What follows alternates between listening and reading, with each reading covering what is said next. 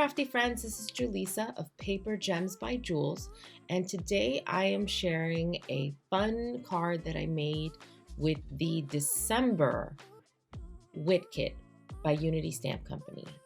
I'm also using a die and stencil from Waffle Flower that has been very popular. It's the postage, what's it called? The postage collage die and stencil.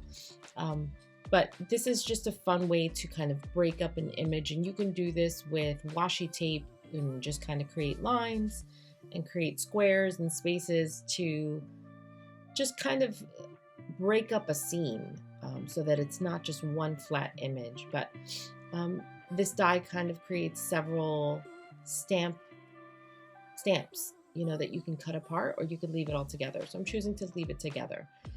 Right now, this is my distress ink chart. Can't wait till the new ink color comes out. I think by the time this video airs, it will have come out. So I'm super excited. Anywho, that's my ink chart. I was just picking out which colors to do on this card, and I wanted something a little unique for the sky. I know purples might seem a little Halloweenish, but they also are beautiful for kind of that night sky. So I'm starting light to dark. I'm going to go light on the bottom. And this Whit kit also comes with a moon stencil, which is so cool because it's 2 pieces. So what I did is I created a mask for it because I wanted to use that stencil, but I also didn't want to color the space where the stencil was going to be used. So what I did is I took just scrap paper and traced the moon and cut it out and used removable adhesive and put it in there, and that's it. And so now you have a mask for your future stenciling. I am blending the inks, and I'll go back and forth with these colors, again going from lightest to darkest to create a fading night scene. Another fun feature in this Whit kit is a little dipper, or it could be a big dipper.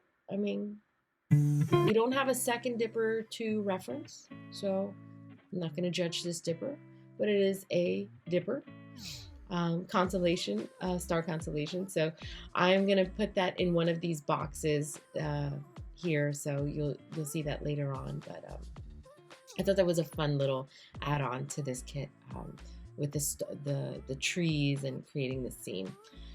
As you can see, my removable adhesive was no feat for my blending, so it popped out. My mask popped out, so I'm gonna have to just pause with the ink blending. I guess I'm done there. So this is the stencil I was talking about that comes with the December Whit kit. If you didn't get it, I am sorry, but again, definitely consider subscribing. It is guaranteed happy mail every month. And what I love is that you will be guaranteed to send happy mail if you're making and sending cards using this Whit kit. Back to the card. So here I am making the moon, and as much as I just wanted to do grays because I think, okay, the moon's gray, it glows. So you're gonna need like a light yellow. So I was looking in my color chart in my bin, like what's the lightest yellow?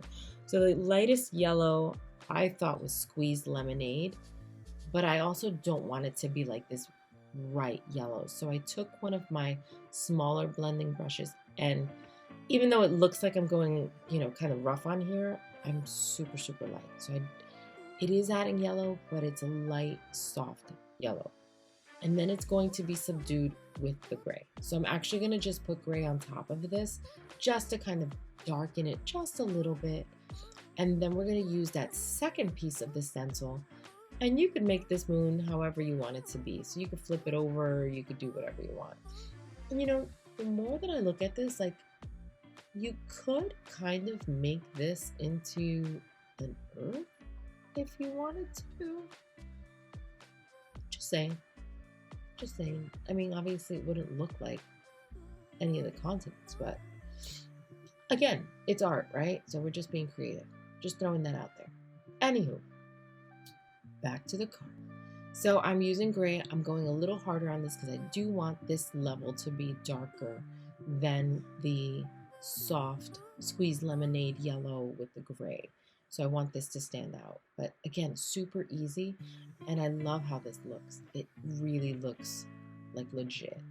So I'm going back with some gray just to soften it up a little bit so the lines don't feel so harsh. But I think this turned out pretty cool. And then I'm going back with the yellow just to kind of have a little bit of the glow come out. It's not a big deal. I'm not going to make a world change if you don't do this. All right. So now, as much as my instinct is to pull off this stencil, we are not done. Now I'm going to take that fun tree line, and I'm trying to figure out whether I want to use a tree line on the bottom or if I want to do individual trees. So I'm going back and forth. This is my thought process. This is kind of what takes so long to make cards. I'm sure many of you will know. But I end up using both. So I thought about it and I said, let's use, there's that little dipper. Isn't that exciting? That's exciting. That was a Nick ad, in case anybody wants to know.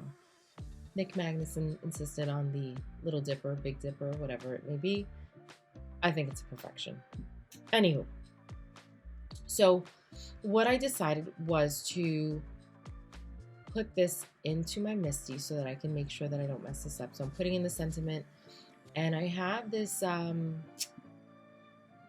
like this, I don't know it's another grid that you can stamp on, and you can see I've stamped other stuff on it, forgot to clean it off, but I use it kind of to balance, because when you have red rubber stamps, I love, love, love the quality of these stamps, but you can't see through them, and I'm a stickler for like making sure that things are lined up. You know, I am not as amazing and brave as Whitney is, because she just does it, and it always looks so good. I fear it all. So I use my little grid to guide me, and that's what I'm doing here. So I'm stamping the sentiment. I'm going to stamp it a couple of times, and I'm using VersaFine Clear. I love the darkness of that ink. It's very crystal clear when it stamps on very thin detailed stamps as well. So I decided to take the tree line and do it in a light gray. I have a Memento gray. I would tell you what the name of that is, but I don't have it near me. But it's the gray.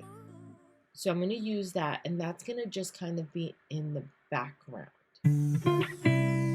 Okay, and you can see I stamped it a couple times just to make sure it really got in the corners because of the stencil. You kind of have to just press a little bit through so that it leans into those corner spots because of the difference.